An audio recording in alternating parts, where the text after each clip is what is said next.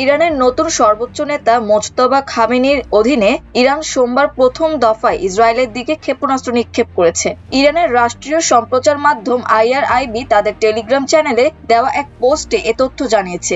এছাড়া IRIB একটি ক্ষেপণাস্ত্রের ছবি প্রকাশ করেছে। এর গায়ে লেখা, আপনার সেবায় প্রস্তুত সৈয়দ মোজতবা। এর আগে সর্বোচ্চ ধর্মীয় নেতা হিসেবে আনুষ্ঠানিক ঘোষণার পর IRGC ও সামরিক বাহিনী সহ বিভিন্ন প্রতিষ্ঠান তার প্রতি আনুগত্য ঘোষণা করেছে। রাষ্ট্রীয় গণমাধ্যমে প্রকাশিত এক বিবৃতিতে সামরিক বাহিনী মোজতবা খামেনিকে ন্যায়পরায়ণ, জ্ঞানবান, ধর্মপ্রাণ ও বিচক্ষণ হিসেবে বর্ণনা করেছে। তারা আরো বলেছে, খামেনিকে নির্বাচিত করার মাধ্যমে অ্যাসেম্বলি অব এক্সপার্টস বুদ্ধিমত্তার প্রমাণ দিয়েছে। এর আগে ইরানের রেভলিউশনারি গার্ডস কর্পস IRGC খামেনিকে অভিনন্দন জানিয়েছে। তারাও তার প্রতি আন্তরিক ও আজীবন আনুগত্য ঘোষণা করেছে। তবে মার্কিন প্রেসিডেন্ট ডোনাল্ড ট্রাম্প বলেছেন, ইরানের পরবর্তী সর্বোচ্চ নেতা তার অনুমোদন ছাড়া বেশিদিন টিকতে পারবেন না।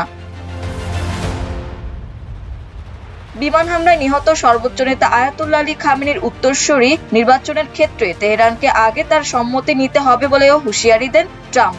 মার্কিন সংবাদ মাধ্যম ABC নিউজকে ডোনাল্ড ট্রাম্প বলেন, ইরানের নতুন নেতা নির্বাচনে অবশ্যই আমাদের কাছ থেকে অনুমোদন নিতে হবে, তা না হলে তিনি বেশিদিন টিকতে পারবেন না। এদিকে US সেন্ট্রাল কমান্ড জানিয়েছে, সৌদি আরবে মার্কিন ঘাঁটিতে ইরানি হামলায় আহত আরও এক সেনার মৃত্যু হয়েছে।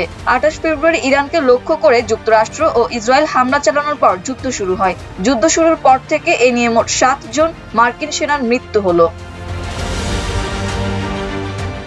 অন্যদিকে গত এক সপ্তাহে ইসরায়েলে চালানো ইরানি হামলায় অন্তত 13 জন ইসরায়েলি নিহত ও 1929 জন আহত হয়েছেন বলে ইসরায়েল রাষ্ট্রীয়ভাবে স্বীকার করেছে।